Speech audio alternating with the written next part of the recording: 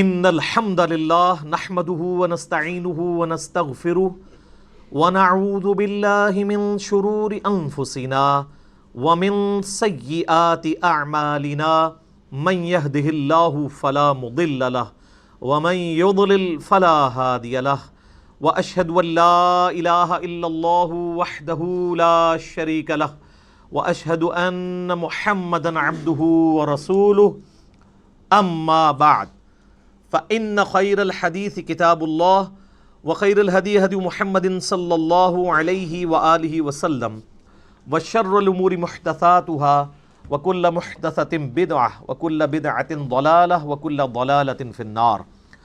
أعوذ بالله السميع العليم من الشيطان الرجيم من همزه ونفخه ونفثه. بسم الله الرحمن الرحيم. رب اشرح لي صدري ويسر لي امري واحلل عقدة من لساني يفقهوا قولي. بسم الله الرحمن الرحيم. ان الله وملائكته يصلون على النبي يا ايها الذين آمنوا صلوا عليه وسلموا تسليما. اللهم صل على محمد وعلى آل محمد كما صليت على إبراهيم وعلى آل إبراهيم إنك حميد مجيد.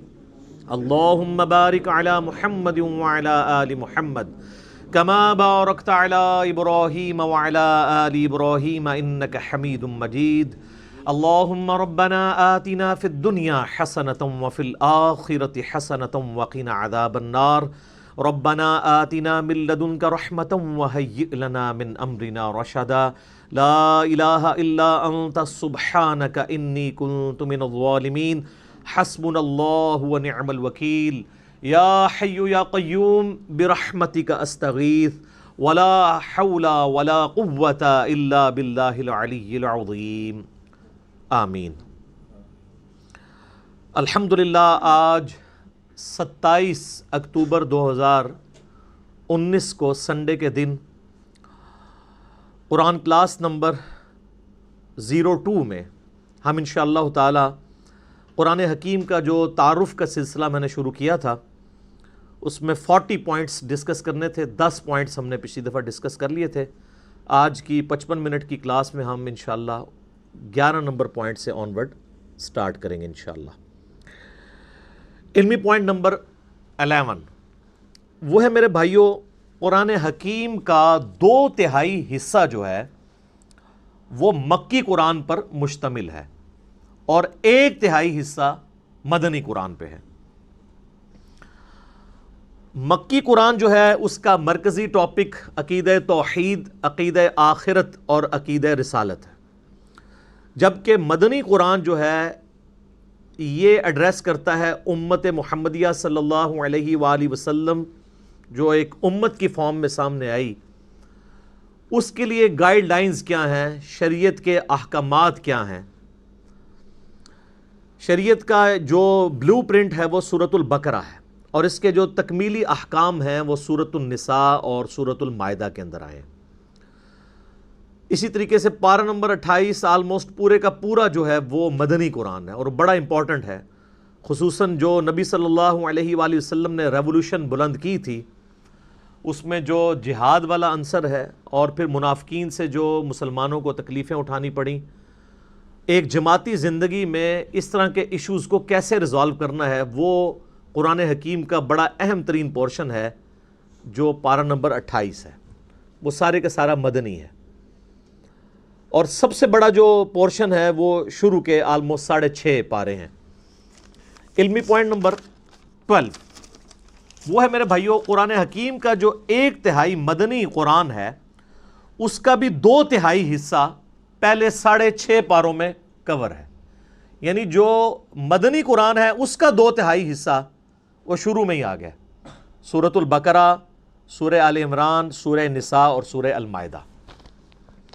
اور اس کے پیچھے حکمت یہ ہے کہ چونکہ اکثریت مسلمانوں کی بعد میں آنے والوں کی وہ نسلی مسلمان ہیں اور نسلی مسلمانوں کے لیے بنیادی چیز شریعت کے احکامات ہیں.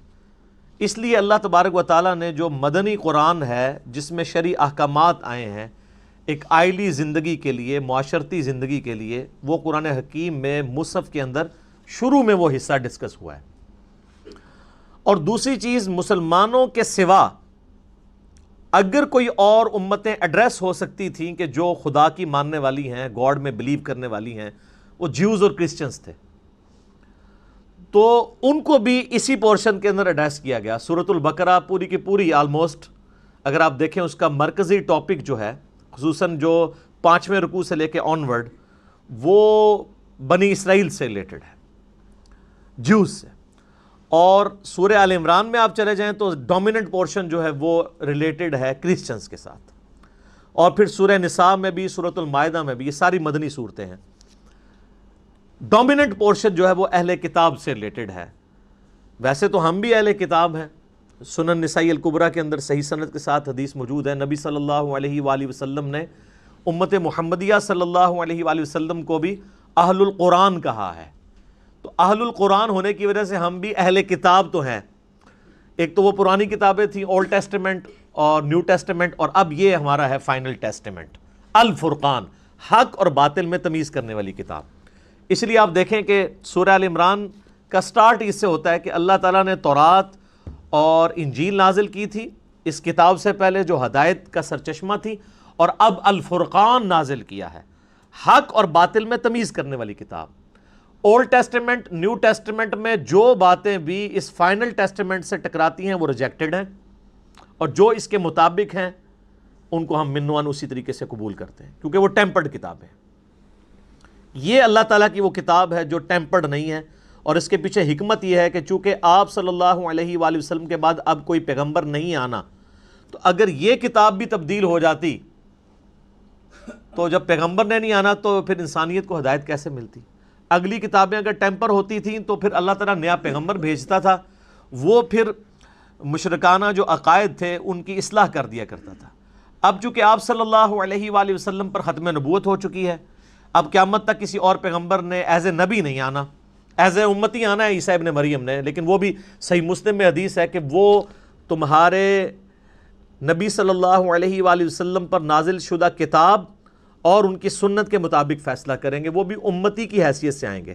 اب پیغمبر کوئی نہیں آنا، تو اگر اب بھی دین میں بگاڑ آئے، کتابیں اگر چینج ہو جائیں، اللہ کی طرف سے نازل کی ہوئی کتاب، تو پھر اصلاح کون کرے گا؟ اس لیے اللہ تعالیٰ نے اسے محفوظ کر دیا، انا نحن نزلنا الذکر وانا لہ لحافظون۔ بے شک اس الذکر، دی ریممبرنس، بڑی یاد دلانے والی، اللہ کی یاد دلانے والی کتاب، اس کو ہم نے نازل کیا اور ہم ہی اس کی حفاظت کرنے والے ہیں۔ تو اس کے اندر حکمت ہے، چونکہ نبی علیہ السلام کی نبوت قیامت تک کے لیے ہے، لہٰذا آپ صلی اللہ علیہ وآلہ وسلم کی کتاب کو اللہ تعالیٰ نے قیامت تک کے لیے محفوظ کر دیا۔ آج اگر کسی کو ہدایت ملنی ہے تو اسی کتاب کے ذریعے ملنی ہے۔ یہ اللہ تعالیٰ کی طرف سے بہت بڑا انعام ہے امت محمدیہ صلی اللہ علیہ وآلہ وسلم کے لیے۔ تو جیوز اور کرسچنس کو ایڈریس کیا گیا اس مدنی پورشن کے اندر، مسلمانوں کو ایڈریس کیا گیا۔ ظاہر مسلمان بھی اہل کتاب اس اعتبار سے ہیں کہ ہم بھی اہل القرآن ہیں، قرآن بھی اللہ کی کتاب ہے، نہ صرف کتاب ہے بلکہ کلام بھی ہے۔ علمی پوائنٹ نمبر 13، میرے بھائیو، قرآن حکیم آج بھی عربک لٹریچر کی چوٹی کی کتاب ہے، اور جب لٹریچر کی بات ہوگی پھر ریلیجن سے ہٹ کر جو لٹریچر کی فیلڈ کے لوگ ہیں، ایکسپرٹس ہیں، ان کی رائے کو مانا جائے گا۔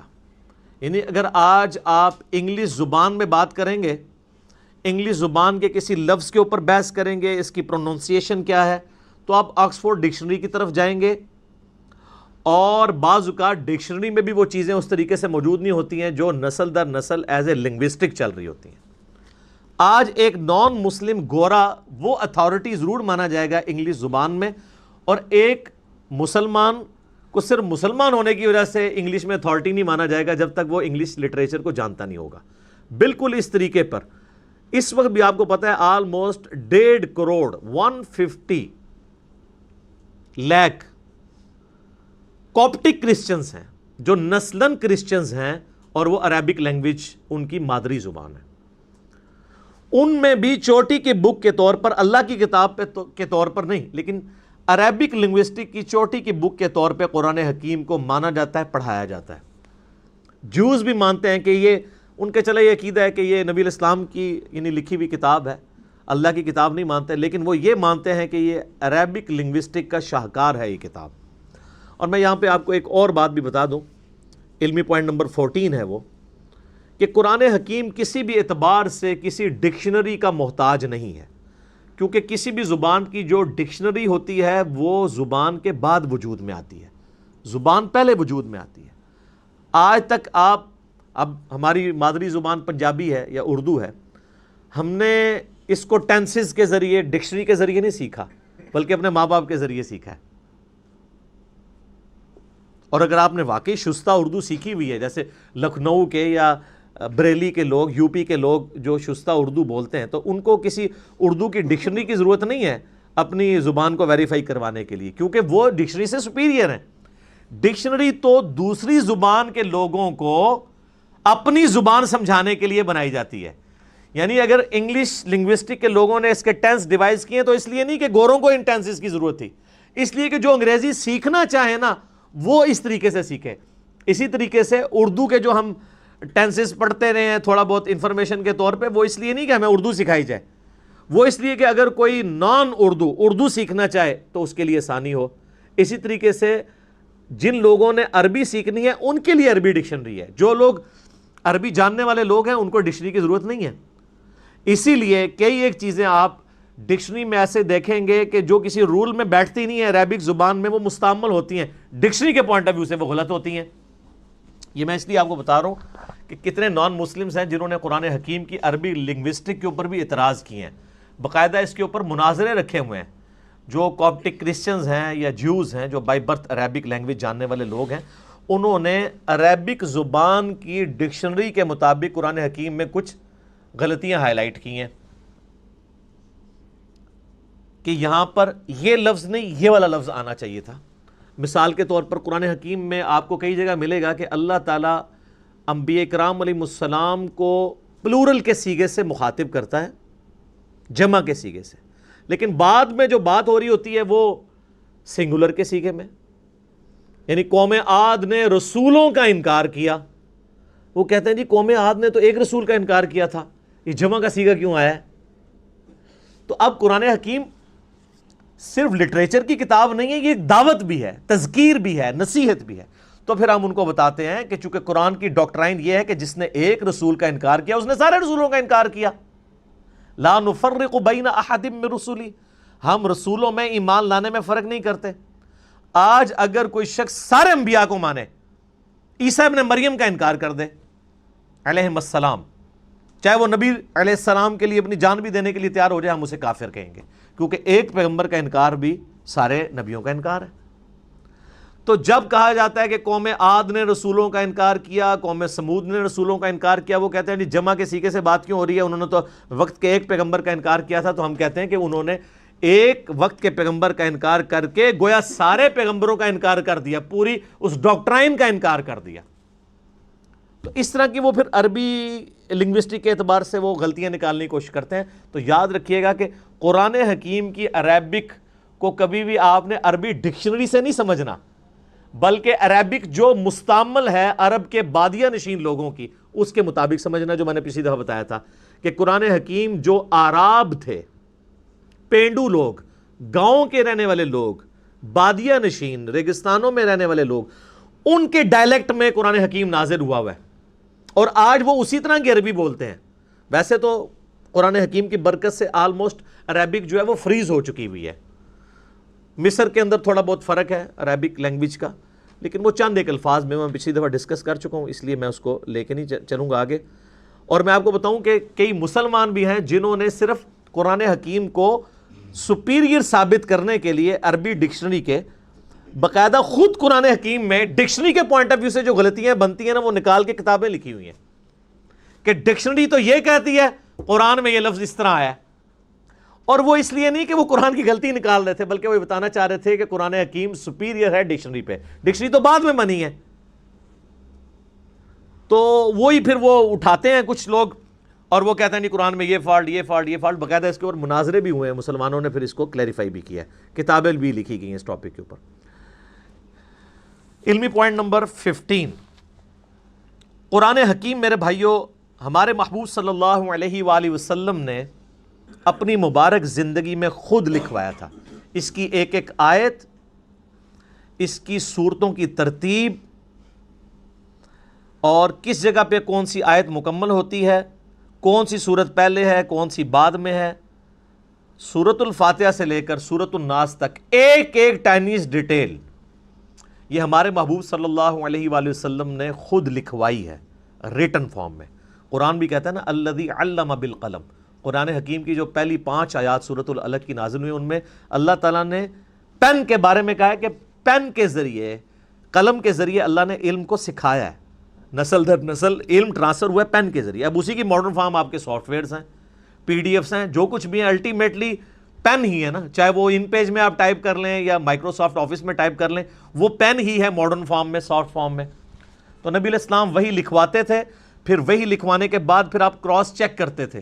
بخاری مسلم میں درجنوں احادیث اس پر گواہ ہیں، آپ علیہ السلام لکھوا کے پھر کہتے تھے پڑھو، وہ پڑھ کے سناتے تھے، پھر نبی علیہ السلام اس کو اگر کہیں پر غلطی ہوتی تھی ریکٹیفائی کرتے تھے لکھنے میں۔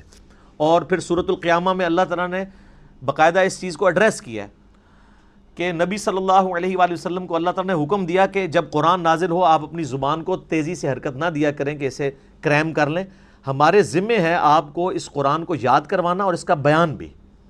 اس کانٹیکسٹ میں بخاری میں حدیث بھی ہے، عبداللہ ابن عباس کہتے ہیں کہ نبی علیہ السلام کے سینے پہ جب قرآن نازل ہوتا تو آپ اپنی مبارک زبان کو تیزی سے حرکت دیتے تھے، جو کچھ آپ کے سینے میں آتا تھا اسے بیان کرنے ریپیٹ کرتے تھے تاکہ میں کہیں بھول نہ جاؤں۔ تو اللہ تعالیٰ نے کہا یہ آپ بھولیں گے نہیں، یہ ہمارے ذمے ہے، قرآن کو یاد کروانا بھی اور اس کا بیان بھی، اس کی تشریح بھی سنت اور احادیث کی فارم میں، یہ اللہ تعالیٰ نے اپنے ذمے لیا۔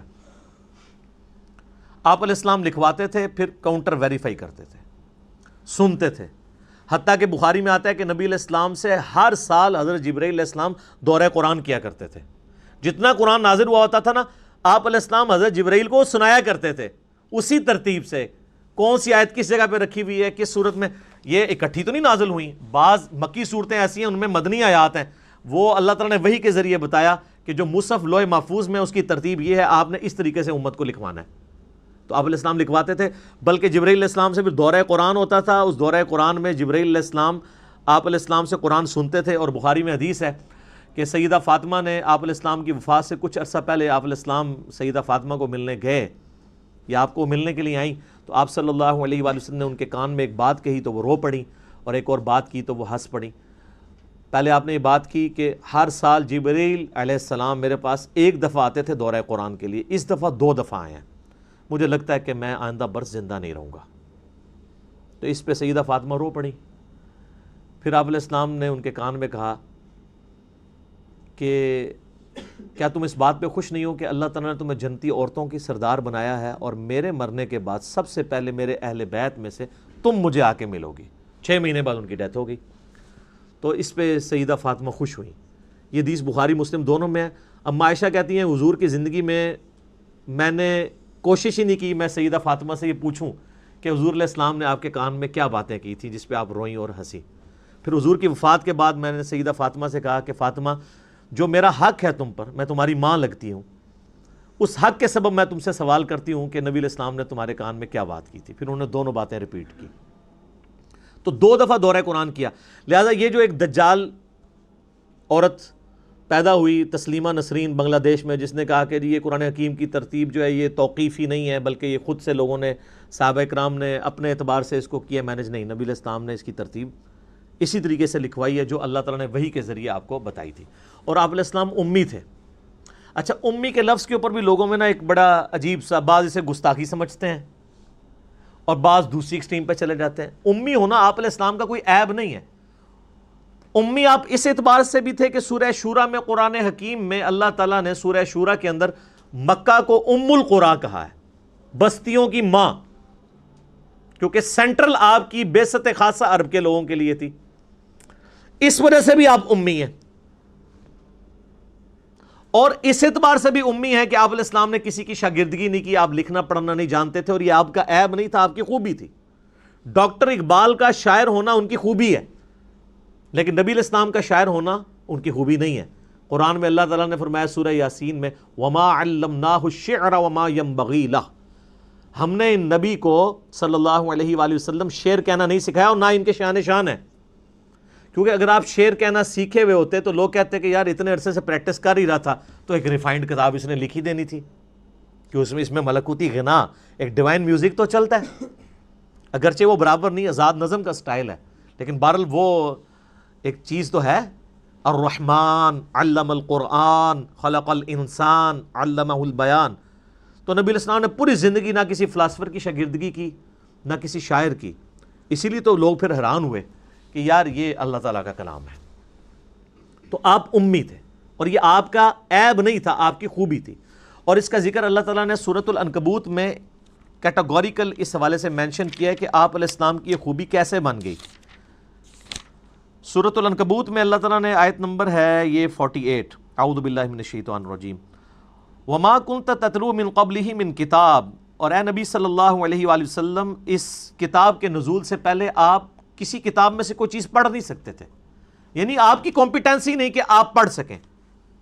ولا تخطہ بیمینک، اور نہ آپ اپنے دائیں ہاتھ سے کچھ لکھ سکتے تھے، نہ آپ لکھنا جانتے تھے نہ پڑھنا جانتے تھے۔ اذا لارتاب المبطلون، اگر ایسا ہوتا تو یہ بات شک والوں کو شک میں ڈال دیتی کہ یہ کتاب آپ نے خود لکھ لی ہے۔ اب تو کوئی کہہ نہیں سکتا کہ آپ لکھنا پڑھنا جانتے، تو یہ آپ نے کیسے کتاب لی؟ یہ آپ نے نہیں لکھی، اللہ نے آپ کے دل پر نازل کی۔ بل ہوا آیات بینات، بلکہ یہ تو اللہ کی آیات ہیں، فی صدور الذین اوتوا العلم، ان کے سینوں میں جن کو اللہ نے علم دیا ہے۔ وما یجحد بآیاتنا الا الظالمون، اور ہماری آیات سے تو انکار نہیں کرتے مگر ظالم لوگ۔ وقالوا لولا انزل علیہ آیات من ربی، اور یہ کہتے ہیں کہ اس نبی کو کوئی معجزہ کیوں نہیں ان کے رب کی طرف سے دیا گیا۔ اچھا، یہ آیت قرآن میں درجنوں دفعہ آتی ہے اور ایک بندہ حیران ہو جاتا ہے کہ ہم تو بچپن سے اتنے حضور کے معجزے سن رہے ہیں، اور قرآن میں بار بار کافر اعتراض یہی کر رہے ہیں کہ آپ کو معجزہ کیوں نہیں دیا گیا۔ معجزات ہیں بخاری مسلم میں، ٹینجیبل فارم میں، فزیکل فینومینا آف نیچر توڑنے والے حسی معجزات، لیکن قرآن حکیم میں جو وہ معجزات وہ ڈیمانڈ کرتے تھے نا، وہ سورہ بنی اسرائیل میں ہیں، جس میں میں نے 4 لیکچر دیے، مثلا number 131 A B C D، 9 معجزات وہ مانگتے تھے۔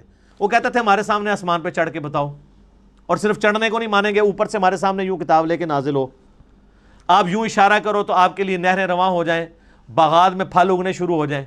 تو اللہ تعالیٰ نے ساری باتوں کے جواب میں کہا کہ تم کہہ دو میں ایک بشر ہوں، ایک انسان ہوں۔ تو معجزہ نبی علیہ السلام کا جس پہ دعوی نبوت ہے نا، وہ ایک ہے، وہ یہ کتاب ہے، کیونکہ قیامت تک کے لیے نبوت ہے۔ آج آپ علیہ السلام کی جو بخاری مسلم میں معجزات ہیں کہ آپ علیہ السلام نے پانی کے ایک پیالے میں ہاتھ رکھا تو 1500 صحابہ نے وہ پانی پیا، جانوروں کو پلایا، سٹور کر لیا۔ اور بخاری مسلم میں جابر بن عبداللہ کے الفاظ ہیں، واللہ اگر ہم 1,00,000 بھی ہوتے تو وہ پانی زیادہ تھا جو ایک پانی کے پیالے میں سے آپ کی مبارک انگلیوں سے نکل رہا تھا۔ اور واللہ یہ معجزہ جو ہے نا، حضرت موسیٰ کے معجزے سے بھی بڑا ہے۔ حضرت موسیٰ علیہ السلام تو پتھر پہ آسا مار کے پتھر سے پانی نکل آتا ہے، گوشت میں سے پانی نہیں نکلتا، لیکن اس کو دعوی نبوت کے لیے کلیم نہیں کیا گیا۔ یہ تو صحابہ کے سامنے ہوا۔ دعوی نبوت کے لیے صرف قرآن ہے، کیونکہ ہم اس معجزے کی ویڈیو نہیں نا آج دکھا سکتے۔ کس طرح کلیم کریں قرآن کی؟ ہم کہتے ہیں یہ لے چیک کریں، اس کو سائنس پہ پیش کریں، کسی اعتبار سے چیک کریں۔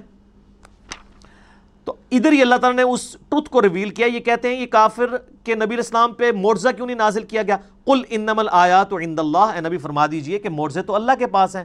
وانما انا نذیر مبین، اور میں تو صرف ڈر سنانے والا ہوں۔ اولم یکفیہم، کیا ان کے لیے یہ معجزہ کافی نہیں ہے؟ انا انزلنا علیک الکتاب یتلی علیہم، کہ ہم نے ان کے اوپر کتاب نازل کی ہے جو ان پہ تلاوت کی جاتی ہے۔ یعنی نبی علیہ السلام کا واحد معجزہ کیا ہے؟ قرآن۔ یہ بڑا مشکل ٹاپک ہے، کیونکہ اس ٹاپک کو ڈسکس کریں گے تو گستاخی کا فتویٰ لگ جائے گا۔ اچھا جی، باقی معجزات کو نہیں مانتے؟ وہ مانتے ہیں، کلیم نہیں کرتے ان کو نبوت کی دلیل پہ، کیونکہ ہم اس کو پیش نہیں کر سکتے۔ کون فزیکلی اس کو چیک کروا سکتا ہے؟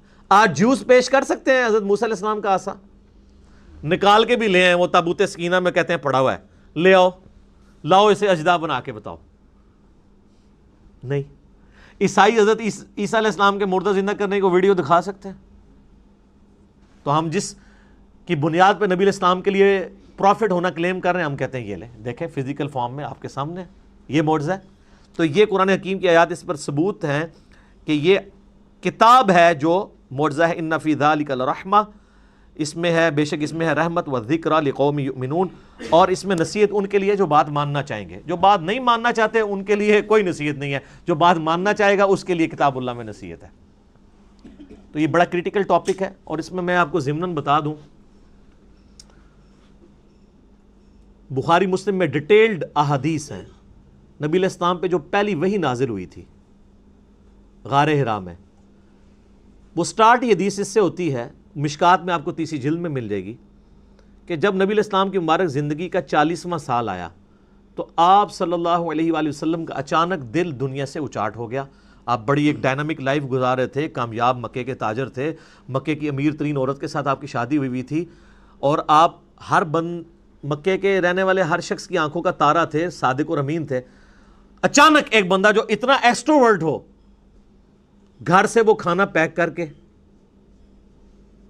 اور غار حرا میں جانا شروع ہو گیا, اور چند دنوں کے بعد فرشتہ آ گیا وہاں پہ. تو نیچے لوگوں نے یہ بھی سوچنا شروع کر دیا کہ یار یہ اکیلا غار میں بیٹھے رہتا تھا, ہو سکتا ہے اس پہ کوئی آسیب کا سایہ ہو گیا ہو. لیکن جب کلام سنا تو میں نے پچھلی دفعہ وہ زماد والی حدیث سنائی تھی نا, تو کتنا اثر ہوا ان کے اوپر. تو سیدہ خدیجہ کھانا باندھ کے دیا کرتی تھی.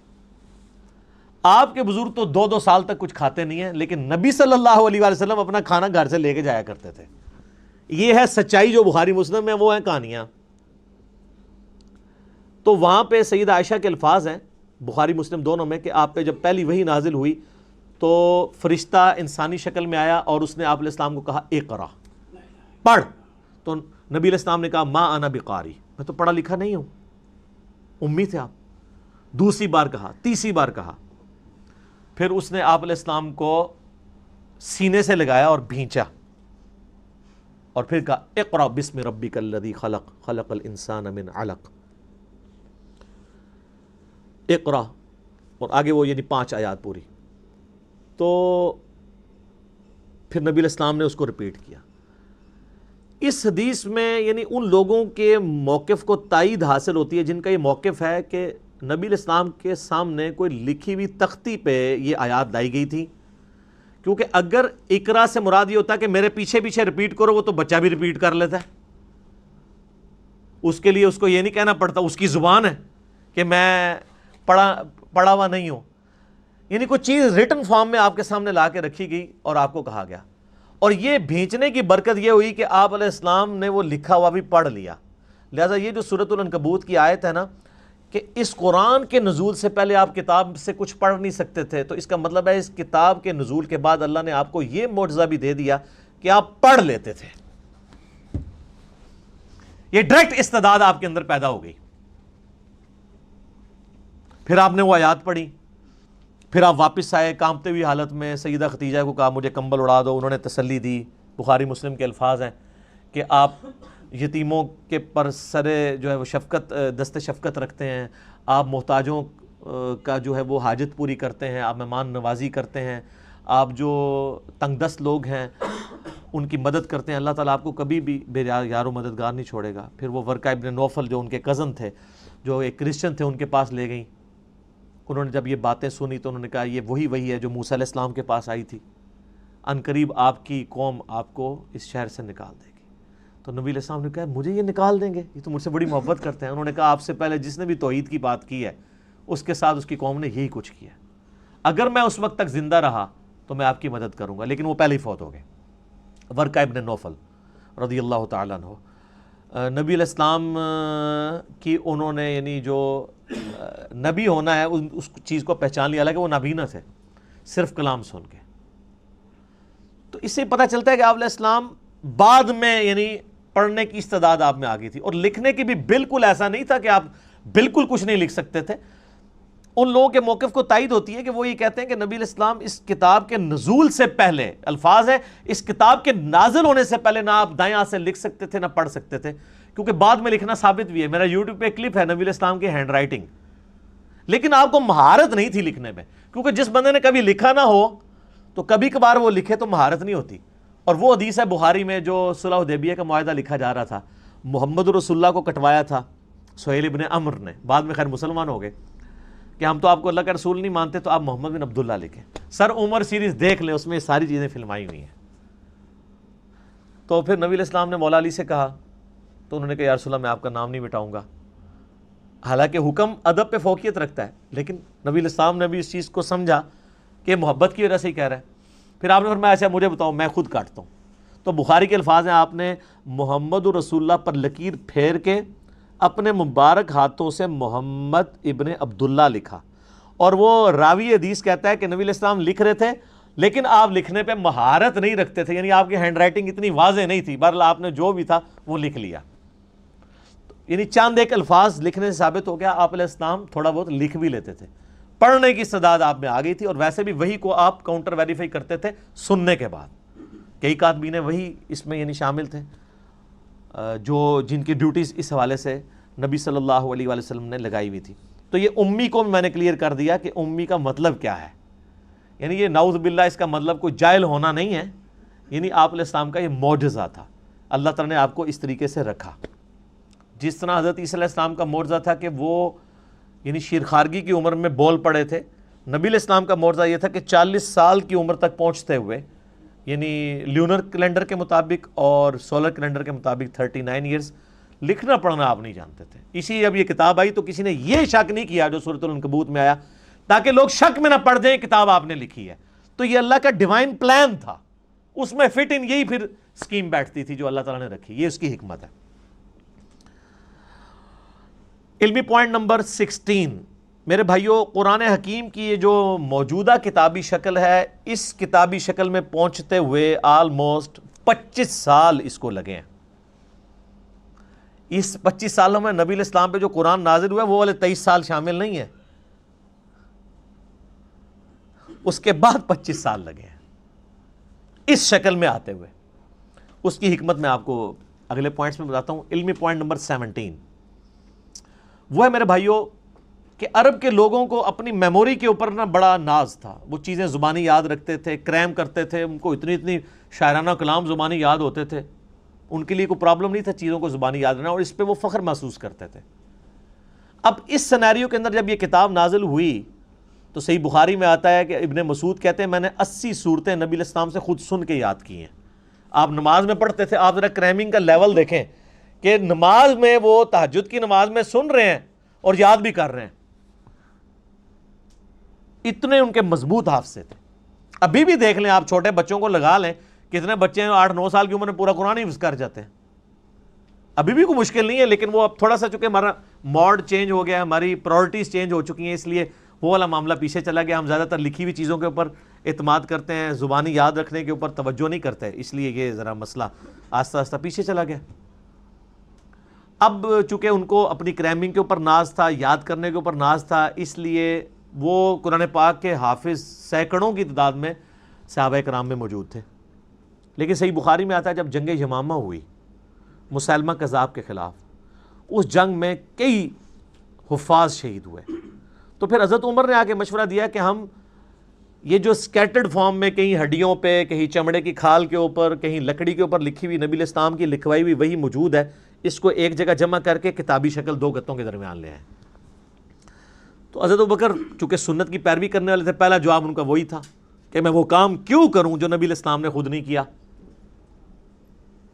پھر حضرت عمر ان کے ساتھ بحث کرتے رہے کہ اس کی ضرورت ہے، حتیٰ کہ حضرت ابوبکر کہتے ہیں اللہ نے میرا سینہ کھول دیا. پھر مشورہ طے پایا کہ زید ابن ثابت جو بڑے انٹیلیجنٹ بندے تھے اور سب سے زیادہ ڈومیننٹ وہی انہوں نے لکھی ہوئی تھی، ان کو بلایا گیا، ان کے ذمہ یہ کام لگایا گیا. وہ بھی ریلیکٹنٹ ہوئے. پھر ان کے ساتھ صحابہ نے بحث کی، وہ مان لیا انہوں نے. اور بخاری میں الفاظ ہیں، انہوں نے کہا کہ اگر مجھے حضرت ابوبکر یہ ڈیوٹی لگاتے نا، یہ پورا پہاڑ یہاں سے یہاں شفٹ کرنا ہے، تو وہ آسان کام تھا. قرآن پاک کی ذمہ داری میرے پہ لگانا ایک پوری امت کے اعتبار سے میرے پہ بڑی ذمہ داری تھی. زبانی لوگوں کو یاد تھا، آج بھی حافظ ہی اس کو پڑھ کے اینڈ پہ آپ دیکھتے نہیں لکھا ہوتا ہے ہم نے قرآن کو حرف حرف پڑھا، اس میں کوئی غلطی نہیں ہے. یہ کوئی نسخے سے نہیں میچ کرتا، کریمنگ کوئی حفاظ نہیں اس کو. لیکن حضرت ابوبکر یہ چاہتے تھے جو نبی علیہ السلام نے اپنے نوٹس لکھوائے ہیں اس کے ساتھ کاؤنٹر ویریفائی کیا جائے، اور اس کے لیے طے پایا کہ ریٹن ریکارڈ موجود ہونا چاہیے. جو بھی آپ اس میں لکھیں گے اور کم از کم 2 بندے اس کو ریٹن میں جسٹیفائی کریں گے. لیکن اس میں ایک آیت ایسی تھی کہ جس کا ریٹن ریکارڈ صرف ایک بندے کے پاس تھا. صحیح بخاری میں آتا ہے وہ تھے حضرت خزیمہ ابن ثابت انصاری. رضی اللہ تعالیٰ عنہ، اور کسی کے پاس مل نہیں رہا تھا۔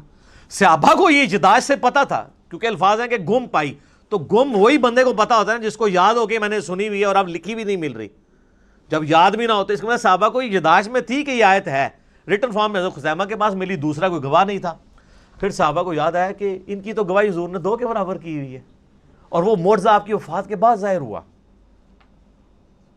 یہ پروفیسیز اور جو علامات النبوہ ہیں، اور وہ واقعہ بڑا مشہور ہے۔ نبی علیہ السلام نے ایک یہودی کے ساتھ ایک جانور کا سودا کیا۔ آپ گھر جب رقم لینے کے لیے، مال لینے کے لیے گئے، پیچھے سے کسی نے اس کو زیادہ قیمت لگا دی، وہ مکر گیا۔ آپ علیہ السلام واپس آئے تو اس نے کہا آپ نے سودا ہی نہیں کیا۔ آپ نے فرمایا تم مجھے نہ دو لیکن کم از کم مجھے جھوٹا تو نہ کرو۔ انہوں نے کہا نہیں، آپ نے سودا ہی نہیں کیا، اگر کیا تو گواہ لائیں۔ گواہ کوئی بھی نہیں تھا۔ تو حضرت خزیمہ وہاں سے گزر تھے، انہوں نے کہا میں گواہی دیتا ہوں کہ تم نے سودا کیا۔ معاملہ رفع دفع ہو گیا۔ جب وہ چلا گیا تو حضور نے کہا تم نے کیوں گواہی دی صلی اللہ علیہ وسلم؟ ان کا یا رسول اللہ میں نے آپ کے کہنے پہ اتنی بڑی بڑی گواہیاں دی ہیں، تو یہ تو بہت چھوٹی گواہی ہے، آپ کی شخصیت کو جب میں نے مان لیا۔ یعنی ہمارے پورے دین اسلام کی بنیاد جو ہے نا، وہ رسول اللہ پہ کھڑی ہوئی ہے صلی اللہ علیہ وسلم۔ اس قرآن کو ہم نے اللہ کی کتاب کس کے کہنے پہ مانا ہے؟ نبی صلی اللہ علیہ وسلم کے کہنے پہ۔ قبر کے عذاب کو، آخرت کے معاملات کو، جنت کو، یہ ساری چیزیں آپ کے کہنے۔ تو ان کا جب میں نے اتنی بڑی بڑی چیزیں، یہ تو چیز ہی کوئی نہیں۔ تو آپ علیہ السلام نے پھر ان کو آنری طور پہ فرمایا تھا کہ ہر معاملے میں 2 گواہوں کی ضرورت ہے۔ جہاں میرا خزیمہ ایک آ گیا نا، تو اس کی گواہی 2 کے برابر مان لینا۔ اور وہ سر حضرت ابوبکر کے دور میں معجزہ ظاہر ہوا، بخاری میں موجود ہے۔ وہ پھر اللہ تعالیٰ کے نبی علیہ السلام کو اللہ تعالیٰ نے یہ زندہ معجزہ امت تک ٹرانسفر کیا کہ ان کی گواہی کے اوپر وہ پھر آیات قرآن حکیم میں داخل کی گئی۔ لَقَدْ جَاءَكُمْ رَسُولٌ مِّنْ أَنفُسِكُمْ، یہ والی آیات، اور ایک روایت میں کسی دوسری آیت کا ذکر آتا ہے۔ بہرحال تو یہ ریٹن ریکارڈ کو سامنے رکھا جاتا تھا، اور پھر میچ کر کے تو پھر ایک مصحف تیار کیا گیا۔ وہ مصحف پوری زندگی حضرت ابوبکر کے پاس رہا، حضرت ابوبکر کی وفات کے بعد حضرت عمر کے پاس رہا۔ حضرت عمر نے اپنی وفات کے بعد ام المومنین اور اپنی بیٹی سیدہ حفصہ کو دے دیا، اور یہ سیدہ حفصہ کے پاس وہ مصحف تھا جو حضرت بکر نے لکھوایا۔ یہ بخاری کی حدیث یہاں پہ کنکلوڈ ہو جاتی ہے۔ اب اگلا پوائنٹ، علمی پوائنٹ نمبر 18، وہ ہے کہ قرآن حکیم کی جو قرات ہے، اس کو قریش کی قرات میں سیدنا عثمان غنی رضی اللہ تعالیٰ عنہ نے اسٹیبلش کر کے باقی ساری کی ساری جو ڈائلیکٹ تھے اس میں اگر ریٹن فارم میں بھی تھیں، وہ سارے کے سارے نسخے جلوا دیے تاکہ امت میں اختلاف نہ پیدا ہو۔ وہ بخاری میں حدیث ہے، حذیفہ ابن یمان کہتے ہیں کہ ہم نے آذربائیجان کی جنگ کے لیے، یعنی رشیا کی طرف جب حملہ کرنے لگے حضرت عثمان کے دور میں، تو ہم نے جو رومن اور پرشین امپائر جو مسلمانوں کے انڈر آ چکی تھی قادسیہ اور یرموک کے بعد، ان علاقوں میں ہم لوگوں کو ابھار رہے تھے جہاد کے لیے۔ جب وہاں پہنچے تو ہم نے لوگوں کو دیکھا کہ وہ ایک ہی قرآن کی صورت کو مختلف ڈائلیکٹ میں پڑھ رہے ہیں، چونکہ ظاہر ہے وہ سارے نان عربک مسلمان ہوئے ہوئے تھے نا، جس میں آج بھی اے بے تے پڑھ رہے ہوتے ہیں ہمارے لوگ۔ تو حضرت حذیفہ ابن یمان آئے، کہا، بخاری کے الفاظ ہیں، اے امیر المومنین امت کو تباہی سے بچائیں، امت میں تو اختلاف پیدا ہو جائے گا اس طریقے سے۔ تو حضرت عثمان غنی رضی اللہ تعالیٰ نے اس چیز کو بھانپ لیا، تو انہوں نے کہا کہ وہ جو نسخہ حضرت بکر نے لکھوایا تھا نا، وہ سیدہ حفصہ سے لے کے آؤ، اور جہاں پہ کہیں اختلاف آئے اس معاملے میں تو قریش کی قرات میں ریٹن ریکارڈ رکھو۔ پھر انہوں نے کئی ایک نسخے لکھوائے، اور یعنی حضرت عثمان کے آلموسٹ آپ سمجھ لیں دور کے آخری حصے کی بات ہے، میں نے اس لیے 25 سال کا ذکر کیا تھا، وہاں کے مصحف عثمانی یہ فائنل ہوا، اس لیے ہم اس کو مصحف عثمانی کہتے ہیں۔ اس لیے نہیں کہ حضرت عثمان نے لکھوایا، اس لیے کہ انہوں نے حضرت عثمان نے اس کو جو ہے وہ قریش کی قرات میں لکھوایا۔ نبی علیہ السلام کہ یہ جو صحابی ہیں حضرت عثمان غنی رضی اللہ تعالیٰ عنہ کا یہ کارنامہ اتنا بڑا کارنامہ ہے کہ اس پہ کسی کو اختلاف نہیں ہے۔ ایون آپ شیعہ تفاسیر بھی اٹھائیں تو شیعہ نے اپنی صحیح سند کے ساتھ قرآن حکیم کی تفاسیر میں لکھا ہے کہ مولا علی کہتے تھے کہ حضرت عثمان نے جو کچھ اپنے دور میں کیا، اگر میں ان کی جگہ ہوتا تو میں بھی یہی کرتا۔ امت کا احسان، امت پہ احسان ہے حضرت عثمان غنی رضی اللہ تعالیٰ عنہ کے وہ نسخے جو میں نے پچھلی دفعہ بتایا تھا، وہ ٹاپ کاپی میوزیم میں بھی رکھا ہے، جس پہ حضرت عثمان کے وہ خون کے قطرے بھی گرے تھے، فَسَيَكْفِيكَهُمُ اللَّهُ سورۃ البقرہ کی آیات پہ، ان کے مقابلے پہ اللہ تیرے لیے کافی ہے۔ تو مصحف عثمانی اس لیے اسے کہا جاتا ہے، اور آج تو کاربن ڈیٹنگ کے ذریعے چیک بھی ہو سکتا ہے۔ تو یہ حضرت عثمان غنی رضی اللہ تعالیٰ عنہ کو جو کہا جاتا ہے نا کہ آپ قرآن جمع کرنے والے ہیں، یہ غلط ہے. آپ قرآن جمع کرنے والے نہیں، جمع نبی علیہ السلام نے اپنی مبارک زندگی میں لکھوایا اور حضرت بکر نے اس کو ایک جگہ دو گتوں کے درمیان کیا، اور قریش کی جو قرات والا جو اختلاف تھا اس کو ختم کر کے قریش کی قرات میں قرآن حکیم کو حضرت عثمان غنی رضی اللہ تعالیٰ نے ایک جگہ اسٹیبلش کیا. تو یہ اس کی پوری ہسٹری تھی. علمی پوائنٹ نمبر 19 وہ ہے میرے بھائیوں، یہ جو قرآن حکیم کا ہمارے پاس مصحف عثمانی ہے، اس پہ سنی اور شیعہ کا اجماع ہے. یہ بڑا پراپوگنڈا ہوتا ہے مناظروں میں بھی کہ جی شیعہ اس قرآن کو نہیں مانتے، اور آپ کو حیرانگی ہوگی کہ شیعہ سنیوں کے اوپر بھی اعتراض کرتے ہیں کہ سنی قرآن میں تحریف مانتے ہیں. وہ میرا آپ یوٹیوب پہ کلپ دیکھ لیں کیا شیعہ کافر ہیں، تو میں نے اس میں یہ ساری چیزیں کھولی ہیں. پریکٹیکلی اس وقت پوری دنیا کے پاس یہی قرآن ہے، مشرق سے لے کر مغرب تک، شمال سے جنوب تک. انڈونیشیا کا مسلمان ہو، افریقہ کا مسلمان ہو، رشیا کا ہو، امریکہ کا ہو، سب کانٹیننٹ کا ہو، کہیں سے قرآن پڑھنا شروع کریں، آیت آدھی پڑھیں چھوڑ دیں، اگلی آیت وہ پڑھے گا. دنیا میں اس وقت ملینز آف حفاظ موجود ہیں. کوئی دوسری رائے نہیں ہے قرآن حکیم میں کہ کوئی کہے کوئی آیت یہ آیت ادھر نہیں تھی ادھر ہے، یا آیت کے الفاظ جو ہے وہ غلط طریقے سے کوئی پڑھتا ہو. یہ مصحف عثمانی جو میرے ہاتھ میں ہے، یہ بلو بائنڈنگ میں آپ دیکھ رہے ہیں، یہ شاہ فہد پرنٹنگ پریس سعودیہ سے شائع ہوا ہے، اور یہ کاتب نے کمال رائٹنگ، یہ خط نسق میں لکھا ہوا ہے، جو ہم تاج کمپنی والی جو رائٹنگ ہے جو ہم یہاں سب کانٹیننٹ کے لوگ پڑھ سکتے ہیں. محمدی بولڈ فونٹ جسے کہتے ہیں، آلموسٹ اس کے قریب قریب ہے، بل اتنا نہیں ہے. وہ عرب کے لوگ تو وہ ٹریڈ عربک فونٹ چلتا ہے جس کو یہاں کے لوگ اتنی آسانی سے، یہ انہوں نے بلو بائنڈنگ میں سعودیہ والوں نے سب کانٹیننٹ کے لوگوں کے لیے اور باقی لوگوں کے لیے چھاپا ہوا ہے. اور گرین جو بائنڈنگ ہے گرین کلر کی، اس میں انہوں نے عرب کے لوگوں کے لیے، اس میں عربی دوسرے سٹائل میں لکھی ہوئی ہوتی ہے، وہ چپٹی سی خط ریحان ٹائپ کی. یہ بلو بائنڈنگ میں، اور یہ کاتب ہے دمشق کا، شام کا، اس کا نام ہے عثمان طاہا. یہ اس کاتب نے لکھی ہے، اور کمال اس نے لکھا ہے، ایسے انداز میں اس نے رائٹنگ کی ہے کہ ہر صفحے پہ آیت ختم ہو رہی ہے. یہ کتنا بڑا کمال ہے کہ آلموسٹ آپ یہ دیکھ لیں کہ یہ قرآن حکیم جو میرے پاس مصحف ہے، اس کے 600 کے قریب 600 پلس صفحات ہیں، اور ہر صفحے پہ آیت ختم ہو رہی ہے. اور یہ بھی نہیں کیا کہ الفاظ کو توڑ موڑ دیے جائیں، ایک جتنے الفاظ ہیں، اور اس نے اس زبردست انداز میں اس کو لکھا ہے. کمپیوٹر میں تو یہ پاسبل تھا، اس بندے نے ہاتھ سے لکھا ہے. کتنا بڑا کارنامہ ہے اس بندے کا. اور یہ اللہ نے اس کو اتنی قبولیت دی ہے کہ آج دنیا میں یہی قرآن چھپ رہا ہے، عثمان طاہا کا لکھا ہوا. یہی قرآن ایران والوں نے بھی اس سے یہ مخطوطہ لیا ہوا ہے.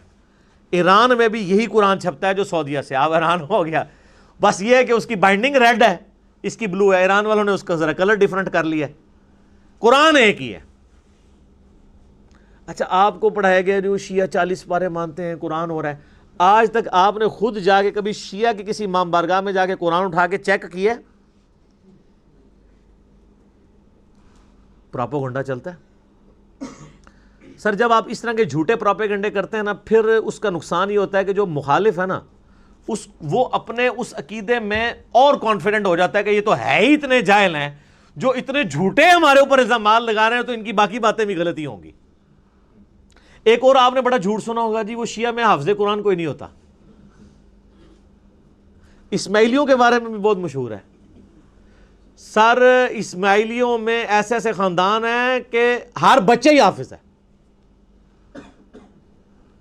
مجھے کوئی سے ایک بھائی نے ای میل کی، وہ بتانے لگا وہ اسماعیلی تھا، پھر میرے لیکچر سن کے وہ جو ہے وہ فرقہ واریت سے نکلا.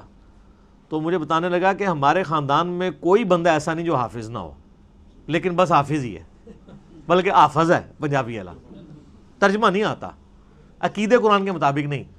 اور یہاں مشہور کیا ہے جی وہ شیعہ حافظ نہیں ہو سکتا. وہ اس لیے کہ شیعہ کے اندر یہاں پہ اب مدرسے بننے شروع ہیں حفظ کے، تو ادھر اس ہمارے سب کانٹیننٹ میں ٹرینڈ نہیں ہے حفظ کرنے کا، چونکہ یہاں پہ زیادہ مدرسے تھے سنیوں کے، سنی یعنی بریلوی، دیوبندی، اہل حدیث تینوں. یہاں پہ وہ حفظ کرواتے تھے، پورا سسٹم چل رہا، تو ظاہر ہے وہ حافظ ہی بن کے نکلنے تھے. تو لیکن ایران میں آپ چلے جائیں، وہاں حفظ کے مدرسے ہیں، ہزاروں حافظ ملیں گے آپ کو. یہاں پہ بھی اب انہوں نے کچھ سلسلہ شروع کیا تو حفاظ ملیں گے. ہمارے پاس ہمارے وہ جو حیدر بھائی آتے ہیں، وہ قم یونیورسٹی سے پڑھے ہوئے ہیں، تو وہ حافظ بھی ہیں. اور ماشاءاللہ بہترین پروننسیشن ہے ان کی. تو یہ یعنی ایک جھوٹا پراپوگنڈا کیا جی وہ حافظ نہیں ہو سکتا چونکہ یہ قرآن کو مانتے نہیں تھے لہٰذا ان میں حافظ ہی کوئی نہیں ہے. کہانی ہے چل رہی ہے, 40 پارے ہیں, وہ جی 30 پارے وہ 10 پارے وہ کہتے ہیں بکری کھا گئی. اللہ یہ بکری کھانے والی حدیث سنن ابن ماجہ میں ہے. وہ تو شیعہ پیش کرتے ہیں, یہ تو آپ کی کتاب میں لکھا ہے بکری کھا گئی, اور حدیث بھی ٹھیک ہے. وہ بکری کھانے سے کیا ہو گیا؟ یہاں پہ بھی آپ دیکھیں کئی بار قرآن پاک کے نسخے جو ہے دریا میں دریا برد ہوئے ہوتے ہیں, کوئی ڈسپوز آف ہوئے ہوتے ہیں, تو وہ قرآن جو ہے وہ تو اس لکھے ہوئے مصحف کا محتاج ہی نہیں ہے. آج دنیا سے سارے مصحف ختم کر دیں تب بھی قرآن ختم نہیں ہوگا. اسی لیے بخاری میں آتا ہے اللہ تعالیٰ علم جو ہے نا سینوں سے سلب کر کے نہیں نکالے گا بلکہ علماء کو موت دے کر نکالے گا. جب تک سارے حافظ مر نہیں جاتے ہیں نا قرآن نہیں دنیا سے ختم ہو سکتا. لکھا ہوا بے شک سارا ریکارڈ ختم کر دیں. یہ اللہ تعالیٰ نے غیر معمولی حفاظت لی ہے. اسی لیے اب میں آپ کو بتا رہا ہوں کہ مصحف لکھتی کمپنی ہے تاج کمپنی یا ضیاء القرآن پبلیکیشن یا قدرت اللہ کمپنی, لیکن اس کو سرٹیفائی حافظ قرآن کرتا ہے کہ یہ صحیح لکھا ہوا ہے. وہ حافظ قرآن کیا وہ حضرت عثمان کا نسخے کو سامنے رکھ کے میچ کرتا ہے؟ نہیں. جو اس کو کریم کروایا گیا نسل در نسل عملی تواتر سے اجماع سے. اور یہ اتنا سٹرونگ سسٹم ہے کہ امام کعبہ بھی غلطی کرے اسے پیچھے لقمہ مل جاتا ہے. آج تک کسی بڑے سے بڑے عالم نے جب غلطی کی ہو کوئی احترام میں چپ رہتا ہے؟ لقمہ ملتا ہے سر, کو پڑھ نہیں سکتا. اب تو خیر ان کے لیے اور مصیبت کھڑی ہو گئی ہے نا, اب لوگوں نے smart phone air flight mode میں رکھے ہوتے ہیں. پہلے تو حافظ اتنی لمبی چھلانگیں مار جاتے تھے تراویح میں, تو وہ سامع کے ساتھ ملی بھگت ہوتی تھی کہ جو اس کو ویک پورشن یاد ہوتا تھا اس پہ چھلانگ مار دیتا تھا. اب چھلانگ مار ہی نہیں سکتا, اس لیے حفاظ کی بھی چھانٹی ہو رہی ہے. اب پکے حافظ ہی صرف قیام اللیل کروا سکتے ہیں رمضان کا, کچے حافظ کروا بھی نہیں سکتے, پکڑے جائیں گے, چھلانگ مار ہی نہیں سکتے. اچھا پھر وہ اتنے سارے سامعوں سے تو نہیں کوئی لڑ سکتا, ایک سامع کو تو کہہ سکتا ہے. ہم نے تو بڑی لڑائیاں ہوتی دیکھی ہیں کہ سامع غلطی نکالتا تھا تو 2-3 تو بس برداشت کرتے تھے, پھر وہ ایسے آنکھیں نکالتے تھے اگلی بار وہ پڑھتے جاتے تھے. لیکن اب اتنے لوگ کھڑے ہیں وہ تو نہیں پھر چھوڑیں گے کہ یہ آپ کیا پڑھ رہے ہیں. اس لیے اب آپ دیکھیں پکے حافظ اچھا قرآن پڑھنے, اب لوگوں میں شعور بھی ہے یار قرآن سننا ہے ہم نے, یعلمون تعلمون نہیں سننا. تو لوگ بڑی یعنی کنسنٹریشن کے ساتھ ایسی مساجد کے اندر جاتے ہیں جہاں سکون سے قرآن پڑھا جاتا ہو, لوگ قرآن کو انجوائے کرتے ہیں. یہ یعنی سمارٹ فون کی برکت اس حوالے سے ہے. اب اس دن سے ڈریں کہ یہ علماء یہ فتوی نہ دے دیں کہ سمارٹ فون میں قرآن پڑھنا اور سننا حرام ہے, تاکہ ان کی جان چھوٹ دے. ہاں ایک بندے نے یہ کہا, میرا کوشچن بھی چڑھا ہوا ہے کیا موبائل پہ قرآن پڑھ سکتے ہیں؟ اس نے کہا جی قرآن پڑھ تو سکتے ہیں لیکن اس قرآن کا ثواب نہیں ملے گا. ایک کہانی کرا لی ہے. تو پھر میں نے اسے پھکی دی تھی کہ صحابہ کرام کو دیکھ کے قرآن پڑھتے تھے, ان کو زبانی پہ ثواب ملتا تھا.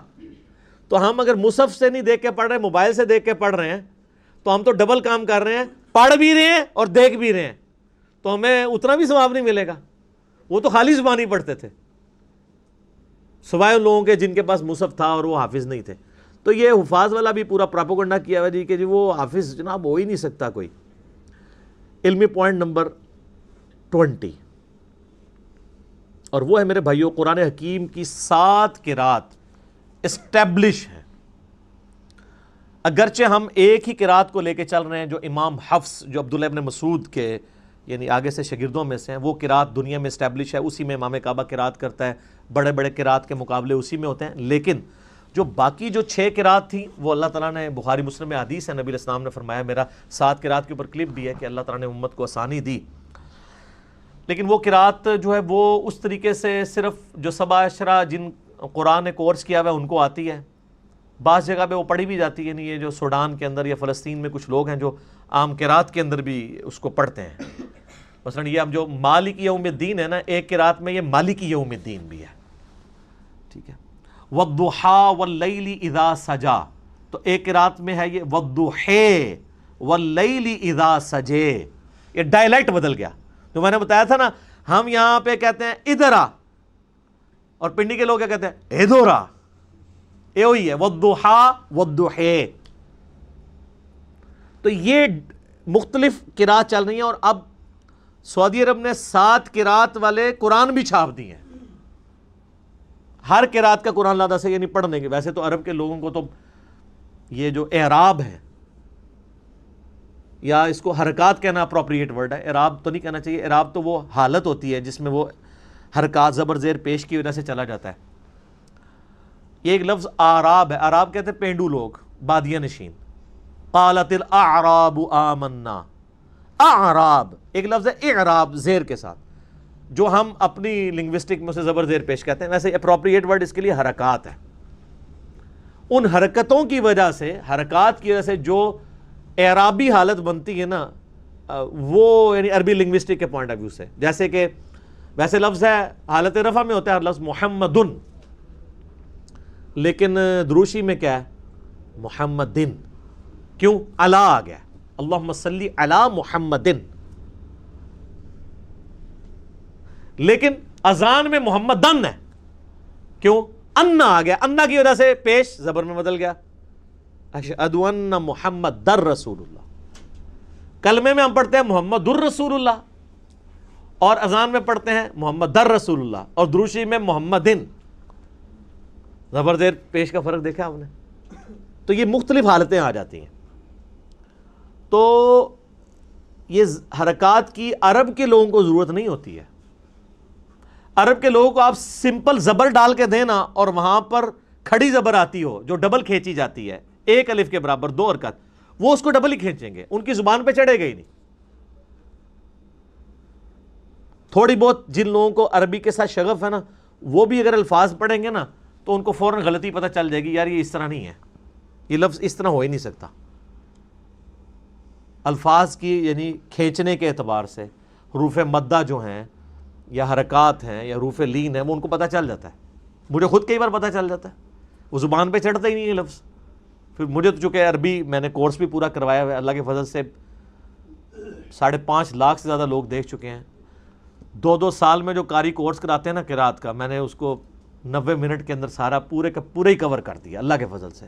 وہ 90 منٹ کوئی دیکھ لے ایک نشیز میں بیٹھ کے، وہ ایک قاری کے برابر شاید اس سے بھی اچھی کر لے اگر وہ اس رولز کے مطابق چلنا شروع کر دے. وہ مشکل نہیں ہے. تو یہ جو 7 قرات ہیں قرآن حکیم کی اسٹیبلش ہیں.